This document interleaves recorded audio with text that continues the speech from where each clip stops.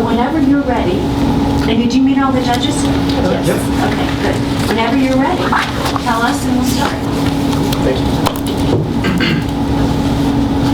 Go ahead. Good afternoon, ladies and gentlemen of the Board of Directors of Take-Two Interactive. My name is Aaron S. Huey, and with me we have our consulting team, Jenna Schenk, our legal consultant, Mason Buron, our financial advisor, Joey Peacock, our ethical consultant. And we're here to talk to you about a single issue. A single ethical issue that is threatening the well-being and long-term sustainability of your company as a whole. And of course, we also brought a solution. A solution that addresses this ethical issue and also has the opportunity to bring your company to a level beyond what your competitors are operating at. So first off, let's get into it. Take-Two Interactive. When Take-Two started in 1993, the business was small and your network was small. However, you're able to optimize your success through product placement and acquiring different branches to put underneath your business to expand your company. Now, you are a game changer. You have revolutionized the video gaming industry. Some of your most popular titles include games like Manhunt, Grand Theft Auto, Red Dead Redemption, and L.A. Noire, and many others, as you can see. Your games are sold worldwide and you compete worldwide as well. You're always in the top 10 on a global scale. 2 of your games this year ranked in the top 5, Grand Theft Auto 5 and Grand Theft Auto 4.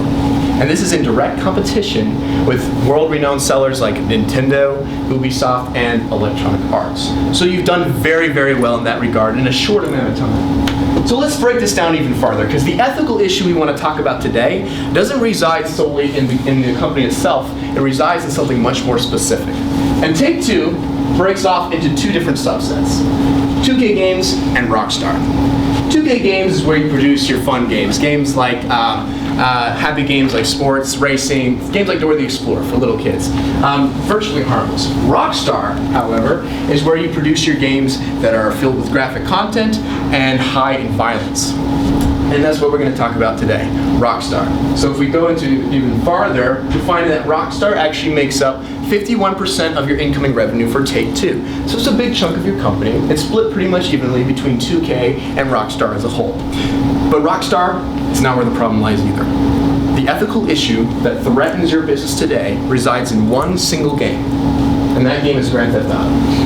And Grand Theft Auto is huge. It makes up 63% of Rockstar's revenue. Rockstar makes hundreds of games. 63% of that is dependent on one single title. And if you do the math, you'll find that Grand Theft Auto alone is responsible for 32% of your incoming revenue as a company. One title, 32%. Here's a simple chart, and we said here before, 2K branch, Rockstar branch, and here's the percentage of your video game revenue. Split pretty much half, and you can see that Grand Theft Auto here makes up 32% of your revenue in the video game industry. So you've done very, very well. Why are we here then? The video game's fun, it's doing very successful, it's driving the majority of your market. But your company's not failing, you're not filing for bankruptcy, and you're not going under. Why do you need us? Well, let me tell you this. Your company did not succeed overnight. We all know that your company didn't succeed in a heartbeat.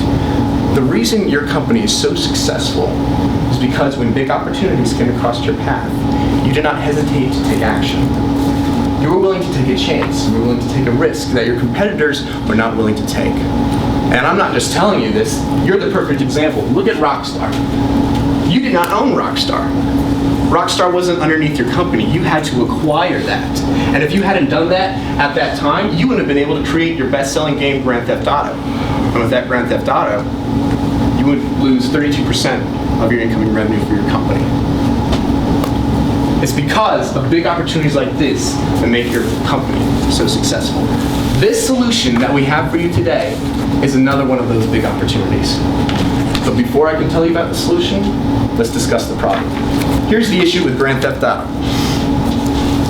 The player's success in your game is dependent on them committing senseless acts of violence and harming their community. The only way someone who's playing your game can win is if they're committing senseless acts of violence and harming other people. They don't have a choice. There isn't an option to do good. They can only do malintended violence in this case. And here's a perfect example. One of the missions within Grand Theft Auto, you get in this nice vehicle right here, you drive down a neighborhood, and you shoot random citizens. More people you kill, the better. That's how you win. That's how you get points. Here's another example. You're given what's called a minigun. You walk down the city, do as much damage to people's property as possible, kill as many people as possible, and in return, you're rewarded with points. That's how you rank up in the game. So that's how it affects you within the game itself, but how does this touch your company on a public level? We decided to Google Grand Theft Auto news just randomly, and this is the search we got. Instead of how successful the game is, or how many copies you sold in the first week, or how much people love the game, we get this kind of stuff instead, where people are talking about how they're threatening others who refuse to play with them because they suffer an addiction from your game. We see stuff like this all the time. And we'll talk more about the specific case later. But this is not what you want to see when people look into your business. Negative publicity hurts your business. And you also can't just think about yourself, you have to think about the other people involved. If you have all that negative publicity out there, people are talking about you not in the way you need to be talked about, you have to worry about your investors. You have to worry about the employees who are designing the games. Who would want to design something like that? Also, your customers, that's your number one priority. And the parents of the children who are playing these games. And then the children themselves. And the fact that the community isn't benefiting at all from this ethical issue. So here's the stats, legally, business, and ethically.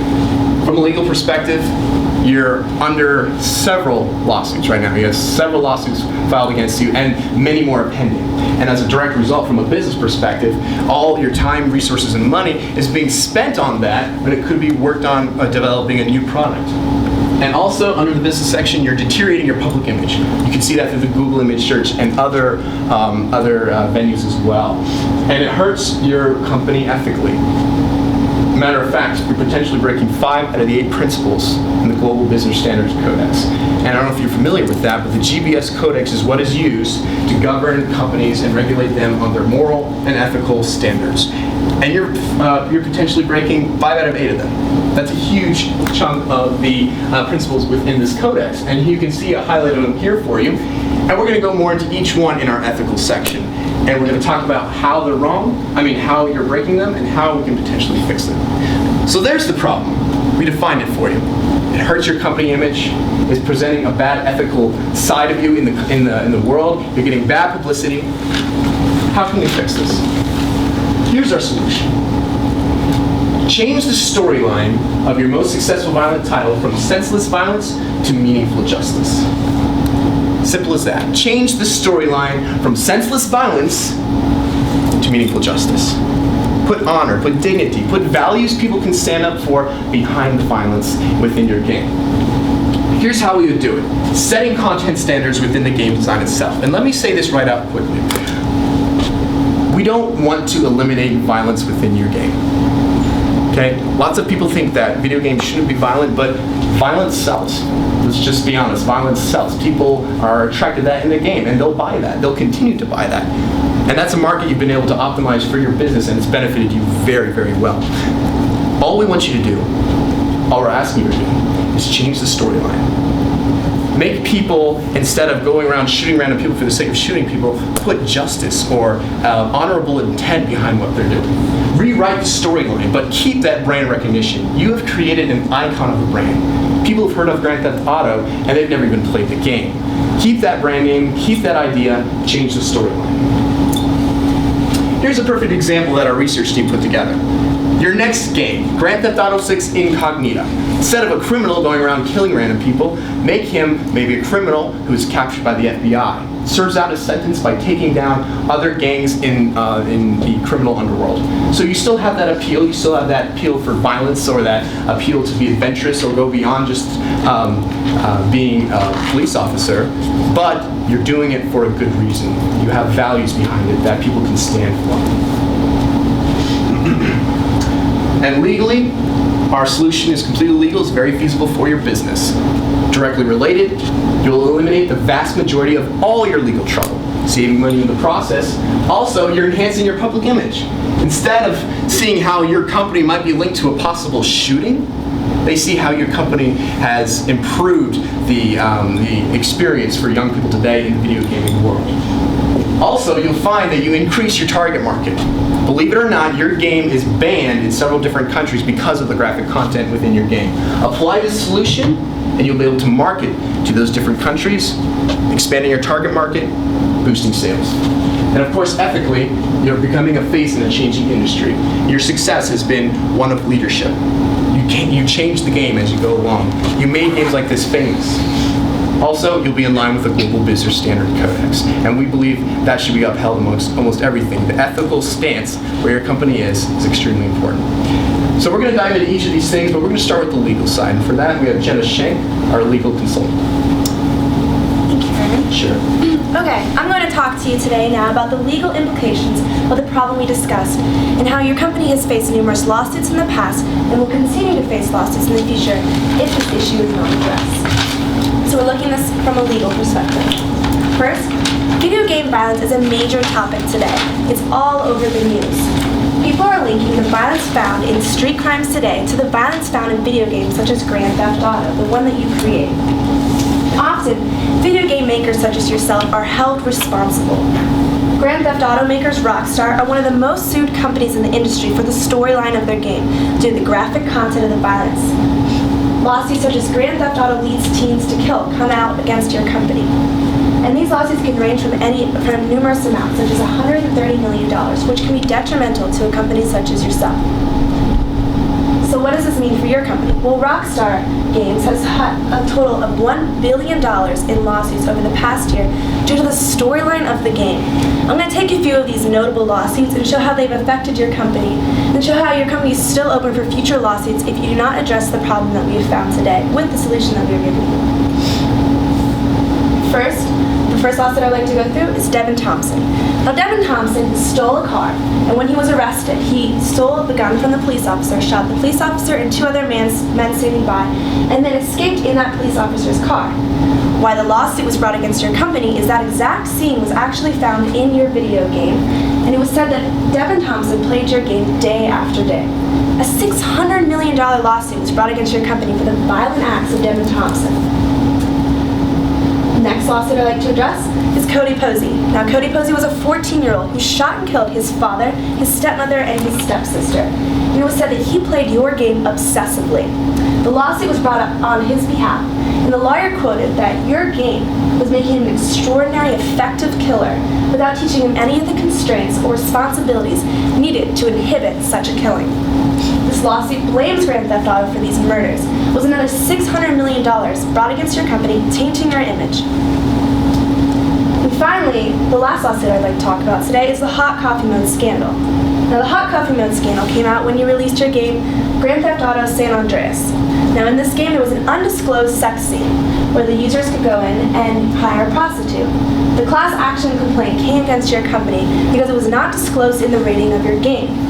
Your company ended up having to settle for $20 million in legal litigations due to hiding the content within the game with a storyline. However, this was not the only problem that your company faced. The ESRB got involved as well. Now, the Entertainment Software Board rating rates games such as video games that you make and puts different ratings on them, such as rated M for mature and AO for adults. Grand Theft Auto San Andreas was previously rated M for mature due to the intense violence in the game. However, upon further review after the class action lawsuit was brought against your company, was seen that it really should have been rated AO for adult for the combination of the violence and the sexual content. Well, why this was bad for your company is a number of retailers refuse to sell AO-rated games. Retailers like Target, Walmart, and Best Buy have policies against it. So your game was immediately drawn from the shelves. You ended up actually in 2005 having to take the game back and redesign it to remove the hidden sex scene that your company was claimed to hiding in the game. So not only did you have to pay $20 million in legal litigations for the storyline, also your game had to be re-rated and recalled. And now the ESRB is closely watching your company because it has unethically hid content before. So how do we see future legal implications for your company due to all this? Well, your storyline is continuing under scrutiny. You're on your 5th Grand Theft Auto game, and this one is under fire for the graphic torture scenes within the game. Now, this allows the user to pick a variety of torture options and then torture innocent victims in the game, all to gain points and win the game. The next problem that we see is a number of states are trying to regulate the sale of violent video games. States like California, New Jersey, Illinois, and Louisiana have all tried to pass bills that would prohibit your company to sell games like Grand Theft Auto within those states. And finally, the government has called for a $10 million investment into the CDC for research of video game violence linking with the crimes committed today. We see all three of these things as being future implications for continual lawsuits, much like the ones you faced in the past and had to pay out for in the past. Our solution fixes these things and protects you from a number of these things, which will allow you to continue to sell your games despite if any of these bills get passed in these various states. Our solution is not only legal for your company, but it's feasible for your company, and it makes sense. It protects your company from bad press in the future and also future lawsuit payouts. Now Mason's going to come and talk to you more about the business implications of these lawsuits and other aspects of the storyline of your game. Thank you, John.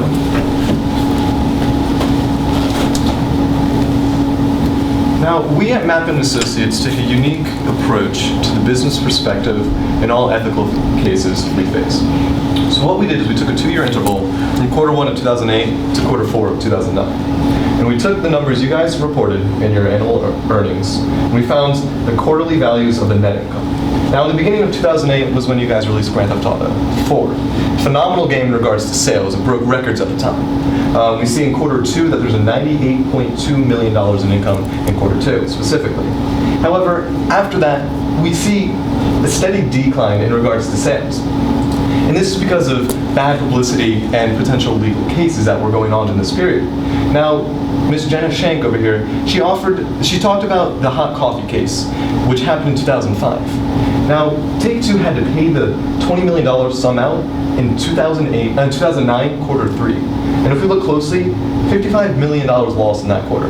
Now, relatively, that might not seem a lot.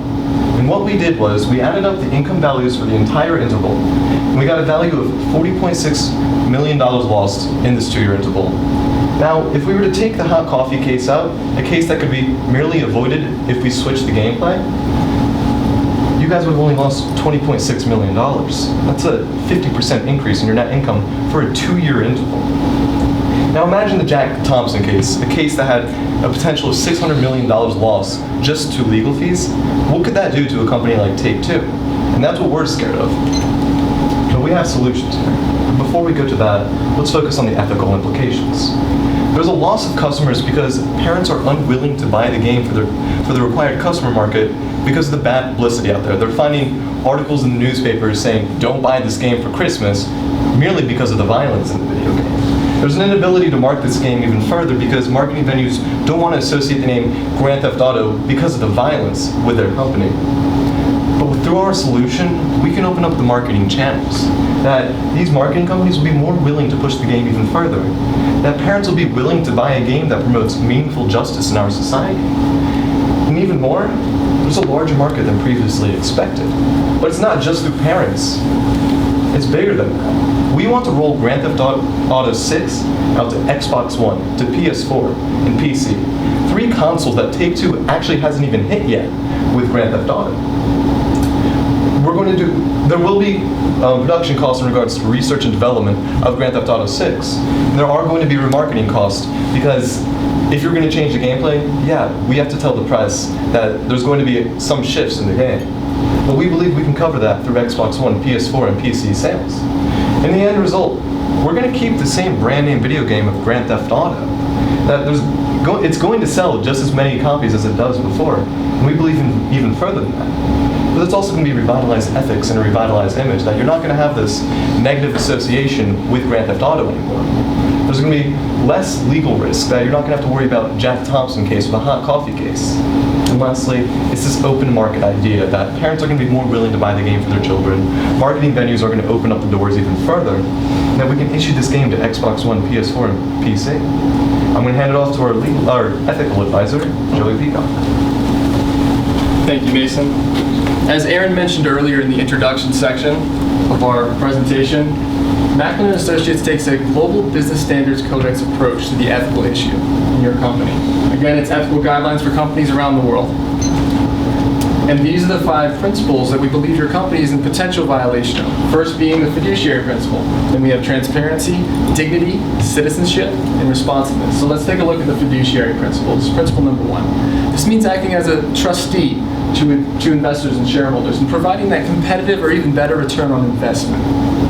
However, through the lawsuits that we've heard mentioned today, articles like this come out in publicized media such as CNN Money. They say things like, there's no such thing as bad publicity. Try telling that to investors and Take-Two Interactive. Obviously, bad public image like this contributes to poor investment potential throughout the company. And negative media in the public vicinity, whether it's true or not, if it's there, people will believe it.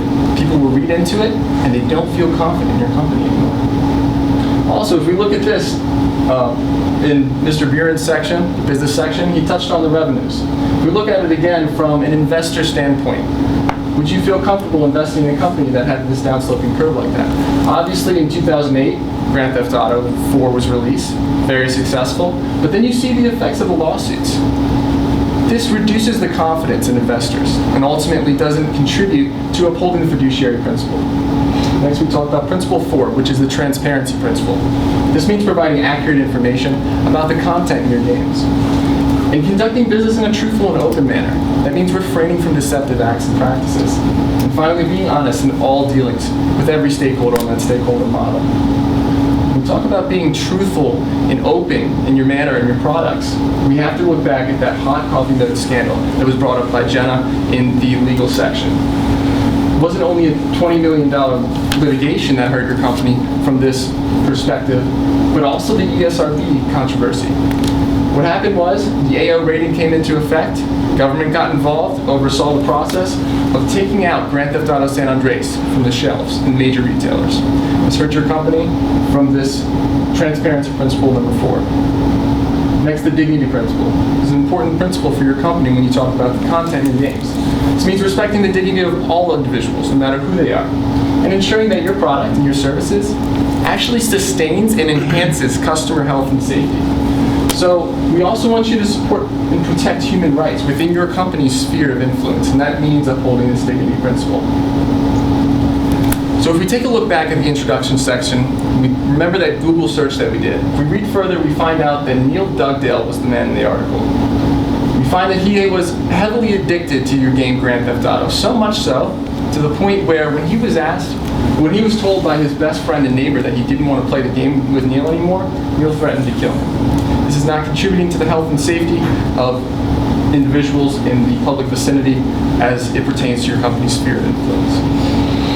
And next, we have a short video that kind of shows the relationship that people find between your games and the content in it and what's going on in society. You might be familiar with the game called the Knockout game. Here it is portrayed in your game. Someone's walking around aimlessly, around the streets, punching someone in your face without a consequence at all. And here we have actual video surveillance, Chicago, Illinois. The man just did the same thing, and this contributes to that distortion of reality, which we know isn't holding up that dignity principle in the fullest sense. Furthermore, people start to have a hard time distinguishing art in your game with reality. We look at an image like this, a man with a shotgun going into a building. Then we take a look at Aaron Alexis, or the Navy Yard shooter. You can see that direct relation, direct correspondence with reality that's being associated, that we want to relinquish. Aaron played violent video games for 16 hours on end. He was considered an addict of the game. And whether or not he played Grand Theft Auto, it doesn't matter. People are looking at that and seeing your company associated with crime in society, and that's what we want to prevent. Then we have the citizenship principle. This means acting as responsible citizens of the community and contributing to the betterment of society. And if we think about being a responsible citizen of the community, we have to go back to that torture scene that we mentioned, and here it is. A responsible citizen of the community is doing their so-called patriotic duty in your game. Now there's a distortion of that in the sense that this man is being set in front of him with various torture weapons. All the player has to do is use the left thumbstick, hover over torture weapon they want to choose, click X, and they commence torturing an innocent victim. Obviously, we see this isn't upholding that principle that we're talking about. And then when we talk about citizenship, we have to think about what's going on in our local communities, in the world communities. Who is talking about the game? A respected syndicated columnist, Brad J. Bushman, is someone who's talking about it. He's got 25 years of extensive violent video game research, and recently he's been covering strictly on Grand Theft Auto. 2 months after Grand Theft Auto 5, your last game, was released, he released an article of his own saying that don't buy your kid Grand Theft Auto 5 for Christmas. This is about a week and a half before Christmas, one of your potential biggest sale opportunities. In this article, it quotes him saying, teens are dreaming of GTA, but it should be giving their parents nightmares. If you're asking yourself, why are these kids buying the game? They shouldn't be the ones buying the game, parents shouldn't be buying them. But we have to keep in mind a statistic, that 91% of all video game purchases are done with either the consent of a parent or when the parent is present. So this is really hurting your sales in that respect. Finally, the responsiveness principle. This means collaborating with community groups and supporting public policies, and ultimately protecting the public's interest. Community groups that we have in mind might be Mothers Against Drunk Driving, or a parenting group, Common Sense Media, both of which are publicly calling out the ethics in your company. Mothers Against Drunk Driving, for instance, is calling out missions in your game that encourage your player to drive while intoxicated. Common Sense Media is calling out an expansion pack in your game which allows the player to see full frontal male nudity and female nudity. So they're calling your game to be taken off the shelves. Furthermore, these 6 flags represent 6 major nations that have effectively banned your game in its entirety. Here we have Russia, UAE, Japan, Saudi Arabia, Bahrain, and Thailand. Why would Thailand ban your game? Why would any of these countries ban your game? Well, let's take Thailand for instance. A couple years ago, an 18-year-old man was playing your game in an arcade in Bangkok, Thailand. He ran out of money, he wanted to continue his mission in the arcade.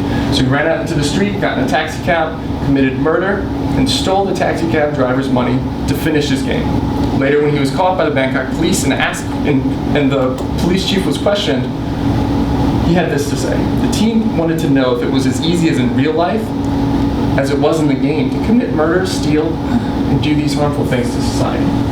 So as you can see, that's not upholding those principles to the fullest and truest value. When we take a look back at the solution and how it applies to each one of these values, you can see by taking this solution and really upholding the meaningful justice in society, it'll be very beneficial for your company. Fiduciary principle. When you uphold that, you eliminate that negative publicity and become that trustee to investors, providing that better return on investment. Next, when you uphold the transparency principle, that means your content is moral. You have no more troubles with the ESRB. Pass your game right through the rating system, and you're good to go. Next, the dignity principle, principle number 5. You uphold that when customers start to identify with the positive values in your company, and you eliminate the results of harmful addiction that we see in Neil Dugdale, Cody Posey, Devin Thompson, and Aaron Alexis. When you stand up for human rights in the game, people mirror that in reality. It no longer becomes that distortion of reality that we see. Next, we have that citizenship principle. When you uphold that one, you begin to relinquish that association with crime in society. People don't say, hey, Grand Theft Auto was the one who created the knockout game. The game becomes a tool for social development, something that people can look forward to playing and have their children play and purchase it for them. And lastly, the responsiveness principle. When that's upheld, you become an ethical leader in a violent video game industry that desperately needs one right now. And instead of working against community groups, like Mothers Against Drunk Driving, Common Sense Media, you start to work with them and foster growth in society. So now that we've covered this section, I'm going to hand it off to Aaron to wrap up our solution and how it pertains to the ethical issue. Cool, thanks so much, Joey. All right, once again, we just want to tell you about our solution. Change the storyline of your most successful violent title, Grand Theft Auto, from senseless violence to meaningful justice. Instead of having them commit the crime, have them capture the person or find the person who committed that crime. Put justice, dignity behind what they're doing. And one final thought before we leave you today. I want to leave you with this. The success of this game is not because of the malintended violence. It's because you created an icon of a brand, the Grand Theft Auto. It's because throughout the years you delivered what your audience wanted, and you delivered what you could to your market to optimize that for your business. Take that same business model, change the storyline, make it ethically sound, and put your company on a path that keeps them ethically straight and builds them up above your competitors. Thank you so much.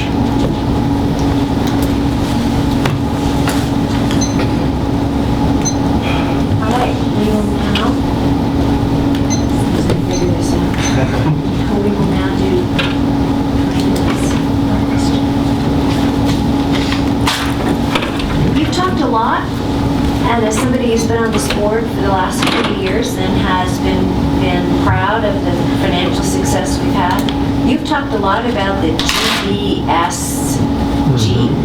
GPS codex. See, I've never heard of it.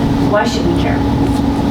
Why should you care about Where's that? the money in following this? As a board of director, where's the money in following that? Yeah. It's a good question. Where's the money? When you uphold the GBS codex and you abide by those principles, your game becomes a funnel for revenue from other games that you create. Other games that you're creating, such as LA Noire, have that meaningful justice in it. It's not selling as well as Grand Theft Auto, the main name brand with that 60 or over 60% worth in your company. So once you have that game, that's the means of every single funnel of revenue, people start buying into that one game as opposed to the other ones. You eliminate distribution costs of producing games like LA Noire, Max Payne, and Red Dead Redemption, which have that in it already but aren't selling as well. And so when you do that, people identify with it. Parents, which are 91% of people who are alongside the person when they buy the game, they start to want to buy into it. Community groups start to work with you, and it becomes this thing in society that people want to contribute to. It's a want that isn't there right now that will be there when the solution is taken, the storyline's taken. And to add on to that, if you guys are potentially in violation of the GBS Codex, it kind of brings it.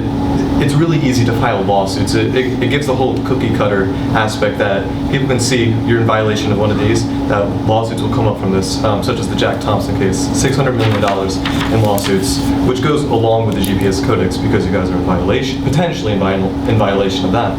So it's really through our solution that we want to give you guys really the leniency and not having to worry about the legal aspects. As we saw with the hot coffee, $20 million just from a legal case. You guys have complete control over that, and we want to help you with that. So my question then, oh, sorry. No, go ahead. I didn't see your hand. No. So my question then, I mean, so you talked early on just about the competitors, and yet I didn't hear any reference to that. So us taking this stance, what does that do for us as a leader in the industry today? Now all of a sudden you want us to take a very different stance. What impact does that create for us? Yeah, that's an excellent question, and we kind of tie in all the different factors that we talked about today. One of the big ones is the publicity level. Lots of your competitors, they're not producing games as violent as Grand Theft Auto, and they're not being talked about in this way. Yet you're still competing right neck to neck with them. Grand Theft Auto 5 was the second most bought game in 2014 so far. So simply by changing this, and that's one of our main factors, and you'll see through our different aspects, but through changing that, it helps your public image, it boosts sales so that you can increase your target market. So we're not just talking about solving an ethical issue, we're also talking about a business opportunity that can grow your company.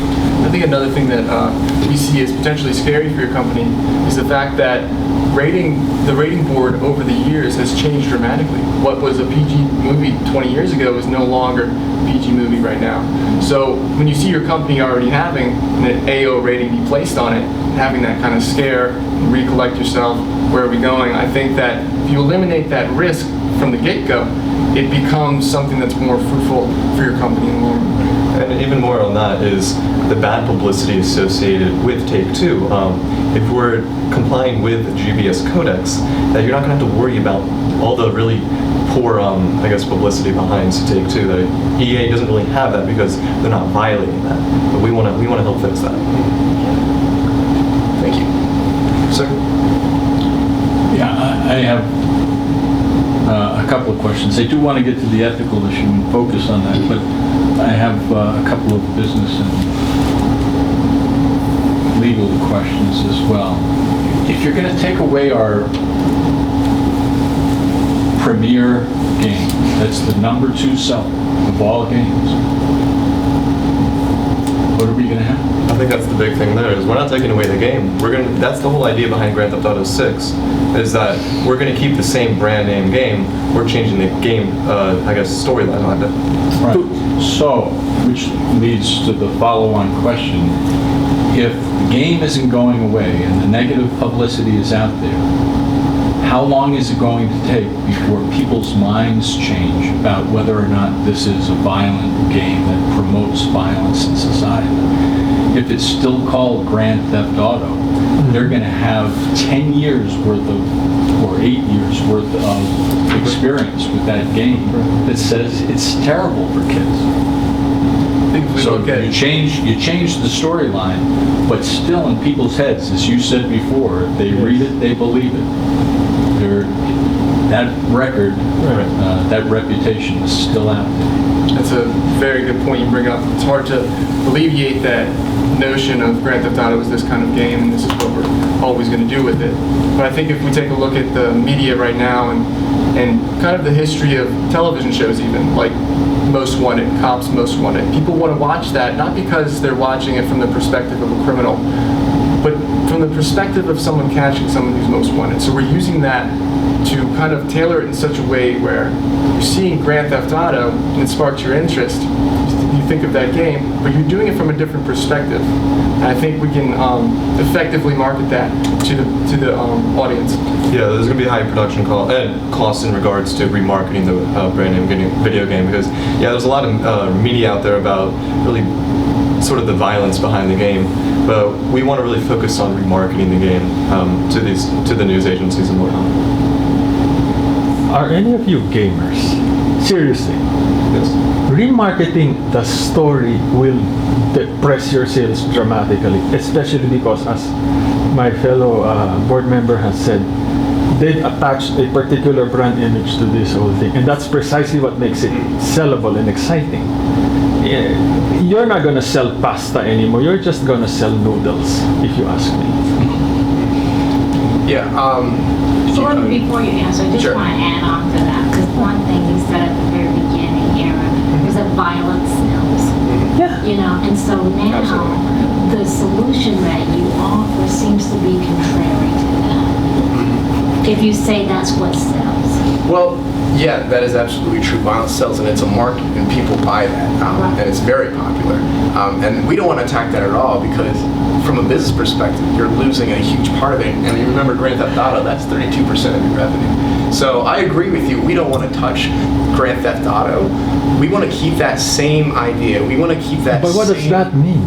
I mean, this whole thing is the nexus of violence, Right. meaningless violence, really, and people's identification with it. You tinker with that business model Yeah. Well, by changing it from senseless violence to meaningful justice. Right. Are you not, kicking A big reason. your main product out of the company? It's a very interesting point. I think that a big reason that people play the Grand Theft Autos, not only because of that violence, because of the type of violence, but I think it's that simulation aspect. If you're walking in a world where it's simulation and it's fantasy, and as far as to what extent is moral fantasy or immoral fantasy, where do we draw the line? I think that's something that our solution can take effect on with research collaboration between psychological experts and game creators to create this game that's the perfect Grand Theft Auto 6. We're also not taking away the violence. We're just changing the sort of the perspective behind the violence. Instead of being the criminal, we're being the person who takes down the criminals. The other thing you talked about in the ethics part was about supporting in our company's sphere of influence. So while we make a lot of money, we certainly don't control the whole world. And so within our sphere, that we've done very well. And so I would say from that perspective, if you think about just our sphere, so Grand Theft Auto isn't the only thing we sell. So with that, if we are already being kind of a good citizen with the other 49% of our portfolio, haven't we already to be stepped up within our own sphere of influence? I think that if you look at it from that perspective, I think the company is almost seeing their other games as a band-aid to a bigger blemish on the company itself. I think that Grand Theft Auto has so much weight and can be almost shrugged off as something that's apart from this other good stuff that we're doing. It's so prevalent in society that you can't even do a Google search on your game without finding this kind of stuff and this publicity. And I think that investors in your companies will take note of that, and over time it will begin to change. Just as ratings begin to change over years, I think that standards will change and your company will feel the effects. Yeah, and if you look at it from a legal aspect, we see it as protecting your company. You do do have a lot of other games, they never get sued. Grand Theft Auto is the game that gets sued the most. You know, if you lose one of these lawsuits, like Mason was talking about, detrimental to your company, you know, if one of these lawsuits go through, they're such an enormous amount. I mean, they keep coming out. People, you know, commit these violent crimes, and then it comes out that they act out exact scenes in the game. I mean, we're not just saying you need to step up ethically, we're saying protect your companies foremost. I mean, Well, if you're going to emphasize that point, then I'll come back at you and say, how many lawsuits have we lost? Apple gets sued every day. Yes. Google gets sued every day. Lawsuits are part of doing business. And if we're not losing them, then we're doing okay. Or perhaps, you know, your development cost is $180 million. Our development cost is about $180 million, $200 million for a game like this. Your sales are $1 billion.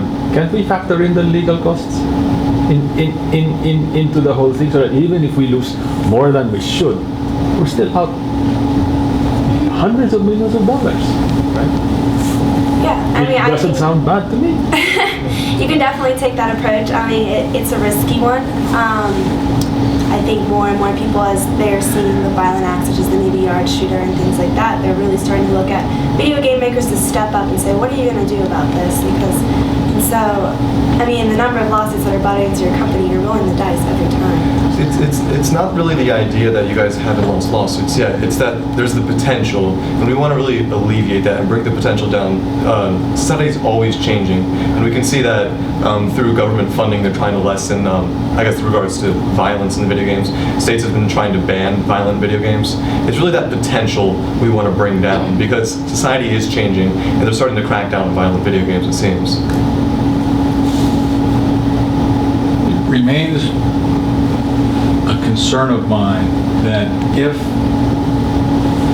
we can't just, if you're recommending that we act ethically, we can't just appear to be acting ethically. We have to actually be acting ethically. Yet, even if we took the shortcut approach, the easy way out, by simply acting ethically instead of really being ethical, and kept Grand Theft Auto as the name, changed the storyline, it's still Grand Theft Auto in people's minds. I said this before, but there's a reason why I'm repeating.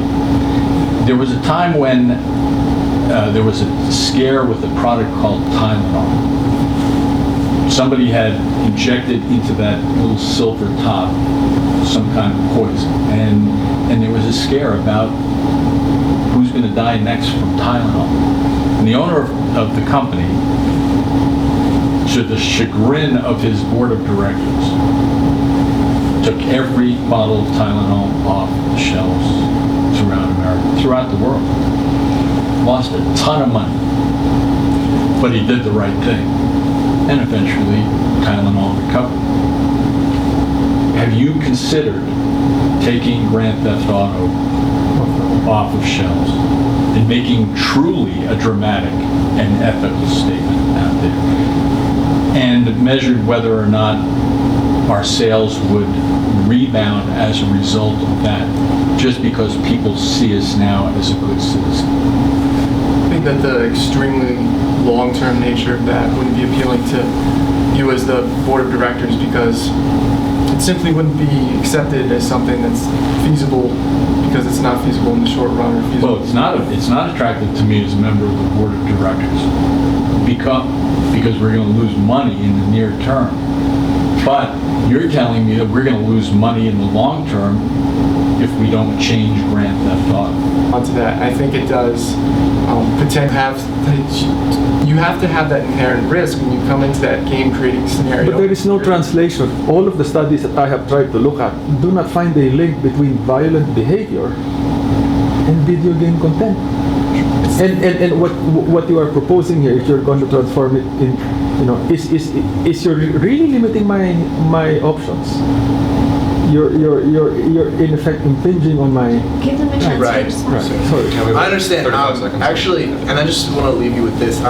That is, it doesn't matter if it's not true or not. The fact that your company is affiliated with that in the news affects how your company acts as a whole, and the sales output from there. And also, just going back to that point that you said, Grand Theft Auto is an iconic game that you've created.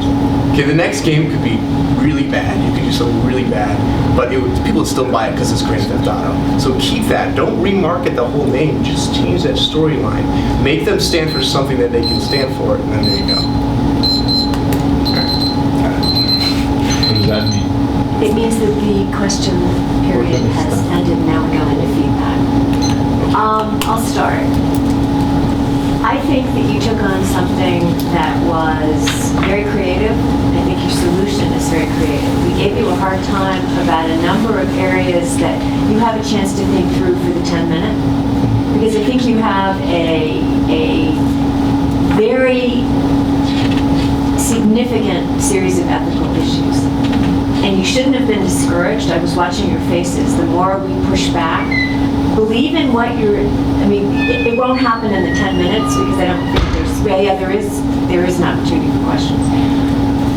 Feel confident about your position, but you might want to think through some of the areas where you're on shaky ground. You're making an assumption the board of directors cares about a label that they may not even have heard about before, that they don't know how it translates into dollars or what the value is to them. Even if you don't put as much value, as much weight on that standard, it doesn't diminish what you have, but think about some of the pushback you got and anticipate it in the 10 minutes that you're going to present.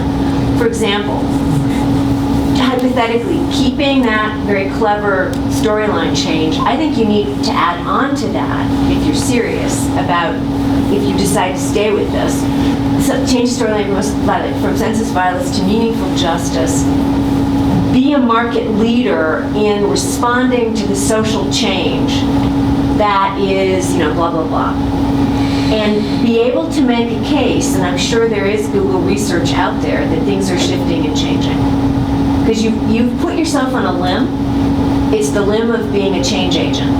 You're asking a company that, to Carlos and Chris's point, there's a lot of NRA members, in this world who don't care about the fact that kids are dying in schools because it's not their fault or their problem.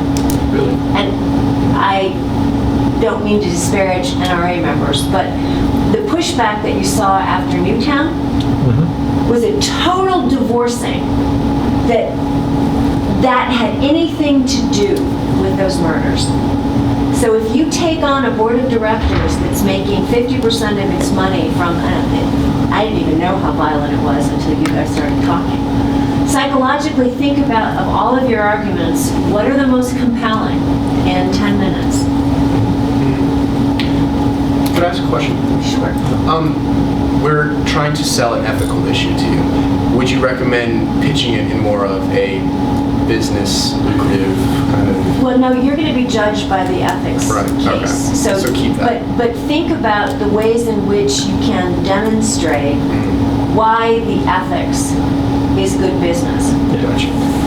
Think of it as a good business decision that has those three dimensions. Argue it from that perspective. Don't see them as silos that you have to argue independently. And I actually like that from what you did, because you did not argue them as independently as I had seen other groups argue it in that way. The ethics part is important, and as Gail said, be proud of it. Don't shrink in the face of the adverse comments that the judges are presenting. I think to that point, I wish we had a chance to respond to that one that you talked about research.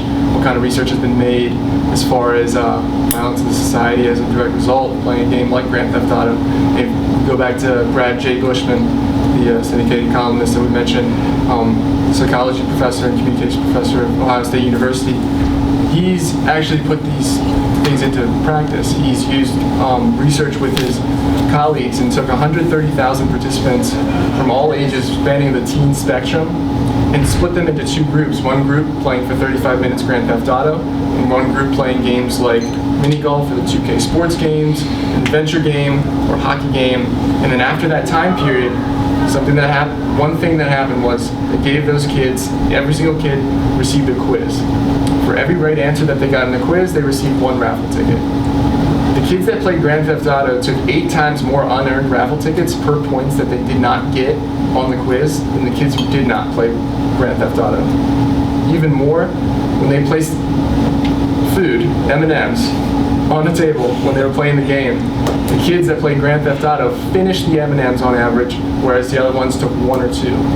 So, Talking about an obesity link here? talking about kind of like a moral, like, The research thing is it's a slippery slope. Yes, Because yes. people are going to have research that supports one side of the argument. Yes, and even it supports the other. experimental design. I have to commend you for taking this on. This is a relevant, timely issue. I'm starting to get into working with high school educators, and these folks are concerned about, those educators are concerned about what the kids that they're educating are doing in their off hours and how it impacts their academic performance. I also think, you have put yourself out on a limb, and you're starting to saw it off when you say we want to keep the name Grand Theft Auto, but we want to change the storyline and expect the public to buy that. Certainly, they're not going to buy it in the short term. You're going to have to tell your board of directors that sales are going to slump. There's going to be a cost. But the reward, the return on that investment, so to speak, is going to be worth it. And plus, you can go to sleep at night. Unless you create a tagline to Grand Theft Auto in which you demonstrate the return of justice, or you come up with some kind of superhero. I don't know what it is. I mean, I agree with you, but I also think they can keep the name if you come up with something that challenges the bad guy. Right. The idea isn't just to create another video game that you're a cop taking out criminals. There is a certain appeal that people have, like you said, to being in that kind of criminal environment and to act freely in that. But the fact is, like you can say in the problem, that the only way that you can win is by doing these criminal activities. So that's the idea. And that's a really critical point.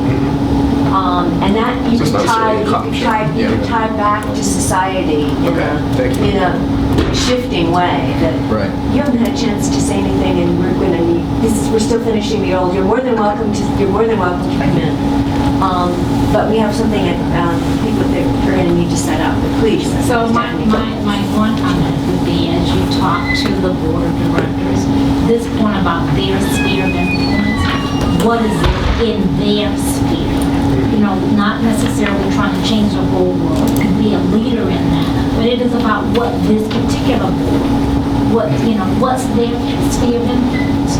And so to talk about other companies, whether it be Nintendo or somebody else, to say, here's what we believe the value could be for the part that you actually have an impact on.